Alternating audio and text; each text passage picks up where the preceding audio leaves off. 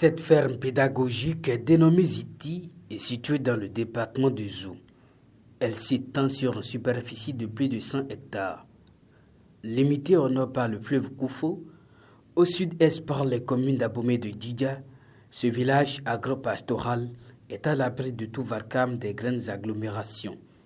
C'est un lieu idéal pour être en harmonie avec la nature. En dehors de ça, pour les plantes, nous avons plusieurs types de plantes. Nous ne nous substituons pas aux thérapeutes. Non. Nous, on vous dit, telle plante fait ci, telle plante fait ça, telle plante ci. On a beaucoup de ce type de plantes qu'on peut expliquer pour dire voilà ce que ces plantes-là font. Au lieu d'aller nous intoxiquer avec des produits et pharmaceutiques et tout, on a plein de plantes que nous pouvons montrer sur le site pour dire que nous ne remplaçons pas forcément les tradipraticiens. Mais on vous dit non, écoutez, et nous avons les documents pour dire telle plante fait telle, on peut vous les offrir pour vous prendre. Donc c'est un peu la pédagogie de la chose. Ziti taille aussi la part belle à la production animale. On y trouve des animaux aquatiques, des reptiles, la volaille, du bétail et bien d'autres. Si l'ambition de mettre en évidence la zoologie, il y a de quoi susciter la curiosité des touristes. Nous élevons un peu de tout ça et les poulets locaux. Maintenant, en dehors de ça, pour les agréments, c'est en fait pour faire connaître aux gens. Je ne sais pas si vous avez vu, par exemple, les chouettes. Les chouettes, par exemple, c'est des animaux qui sont nocturnes. Les gens ne connaissent pas. Dès qu'on voit, on leur attribue la sorcellerie et du coup, on les tue. Alors qu'en fait, c'est des oiseaux que nous devons éviter. Donc, c'est pourquoi nous avons ce type de ces rapaces, on les a, pour dire aux gens non. C'est un animal comme tout autre, comme un oiseau, comme tout autre, où on peut lui donner à manger. Donc, on essaie d'expliquer pour dire non, c'est pas ça. Nous avons des ânes, on a des tortues, on a des crocodiles, on a des varans, on a des types de serpents. Les serpents, j'avoue que avant, je ne connaissais pas les serpents.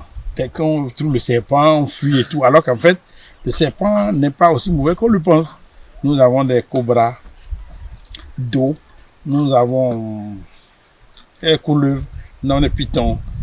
Les gens tuent ces animaux, alors qu'en fait, nous en avons besoin. Nous voulons bien montrer à nos enfants, à nos frères, qui peut-être n'ont jamais vu ces oiseaux, ces types d'animaux. Donc c'est pour ça qu'on est venu un peu dans la brousse pour faire ce type d'élevage, pour que le public ait accès à cela. Paysage pittoresque au cœur des espaces aménagés, altérés avec des cadres convenables, la ferme pédagogique Ziti dispose aussi des résidences pour de bons moments de séjour.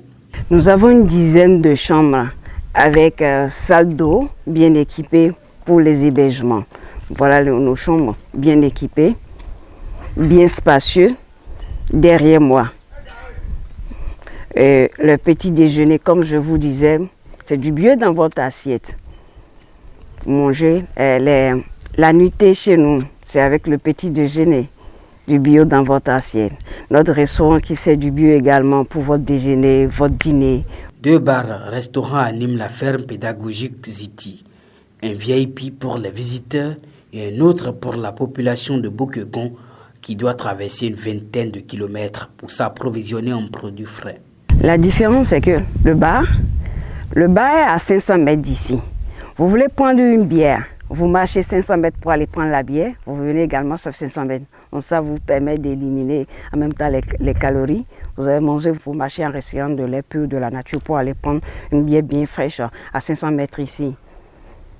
Le bar est à 500 mètres d'ici, vous allez prendre votre bière et vous revenez.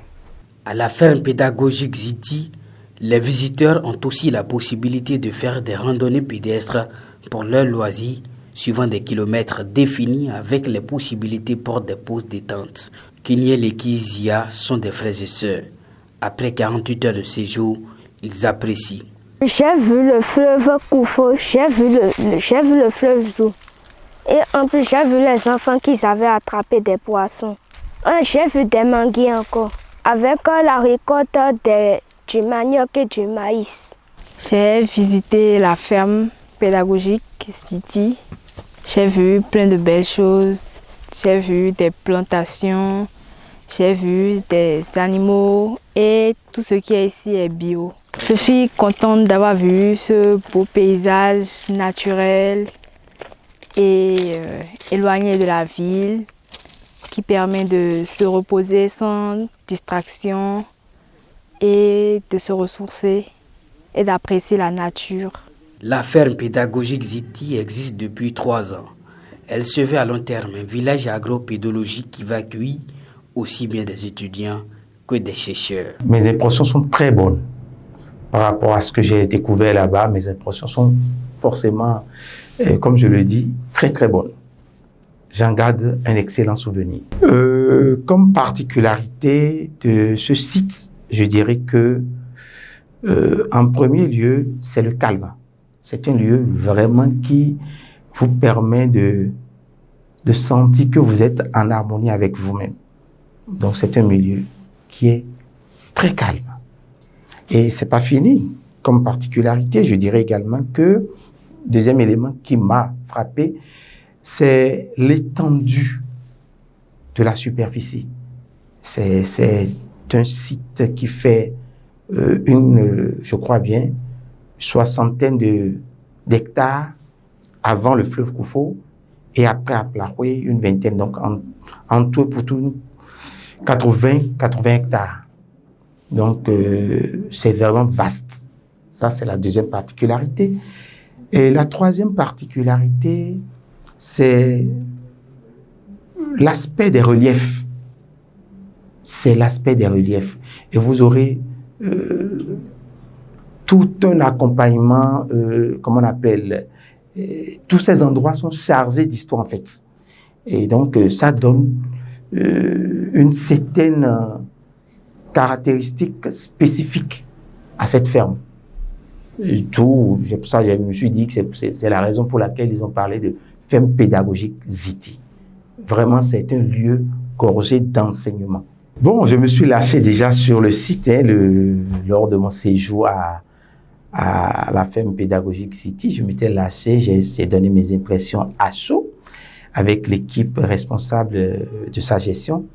Et je disais que, à l'époque, au moment où j'étais là-bas, je disais que c'est un endroit fort intéressant pour toutes les personnes qui veulent se soustraire du bruit des villes cosmopolites, que sont par exemple Abomey-Calavi, que sont Cotonou, pour ne citer que ces deux villes.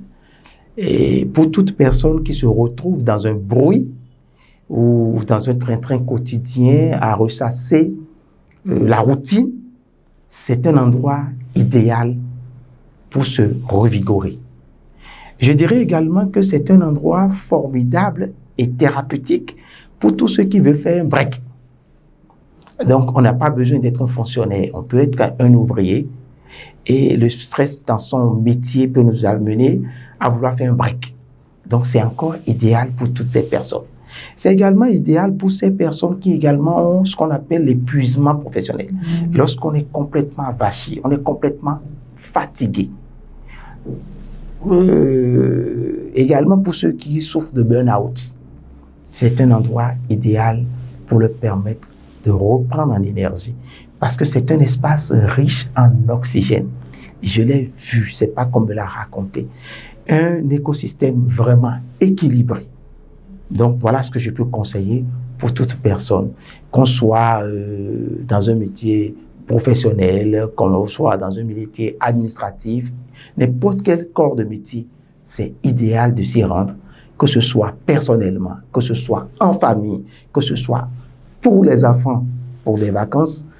En tout cas, toutes les personnes qui vont s'y rendre viendront témoigner de ce que ça leur a apporté. Ce ne sont pas que des mots. Alors, avant de prodiguer quelques conseils, je vais d'abord donner connaissance de certaines choses que j'ai vécues. Et comme ça, les conseils viendront pour renforcer cela.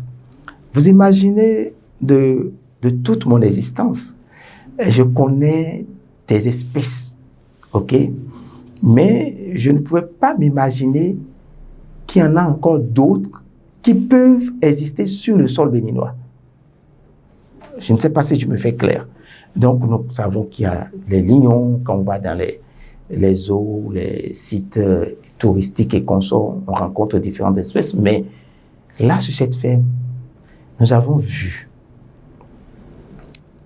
des animaux qu'on connaissait terrestres, mais qui existent également. C'est-à-dire, il y a ces mêmes espèces, mais qui sont aquatiques. Bon, on va me dire peut-être que moi, je n'ai pas le temps de lire et que certains se sont documentés et savent. Mais beaucoup sont comme moi, ignorants. Vous comprenez? Je peux nommer par exemple les cobras de mer, les cobras d'eau.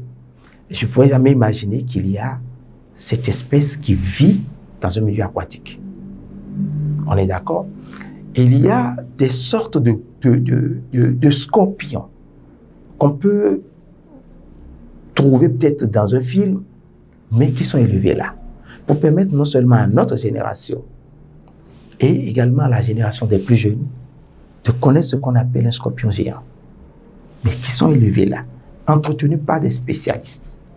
Il y a également pour le respect de l'écosystème, ok, parce que c'est rare, ça peut exister sur d'autres sites, mais je l'ai découvert là-bas. D'aller sur une ferme, une chose est d'aller sur une ferme, mais une autre est de vivre sans perturbation d'insectes. Et ce n'est pas des pesticides qui sont utilisés, non. C'est une technique naturelle à partir de l'élevage des grenouilles, des crapauds, qui font de ce milieu un milieu sain. Vous n'avez pas du tout d'insectes, pas du tout de piqûres de moustiques. Alors, pour un site, si, je dirais, entretenu, un site aussi minutieusement géré, quels conseils nous pouvons donner?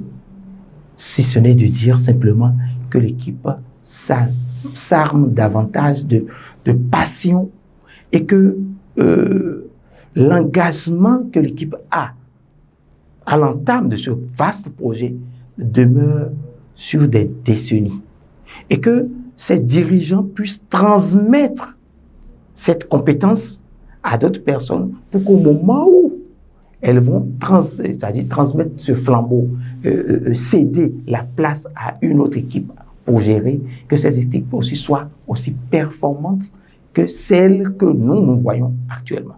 Donc ce ne sont que ces conseils. Ils ont également,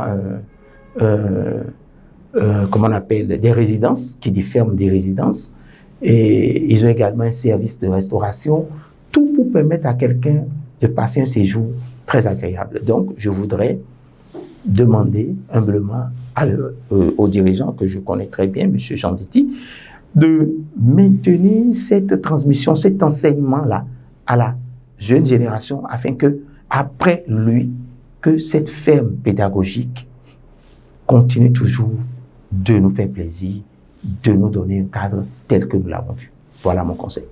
Ma conclusion, si ce n'est de dire que le Bénin avance et que nous n'avons pas fini de nous révéler à nous-mêmes à travers cette œuvre, le génie béninois continuera toujours de s'élever. Et c'est la preuve vivante de ce que le Béninois a du talent. Et bravo à cette équipe qui gère cette ferme.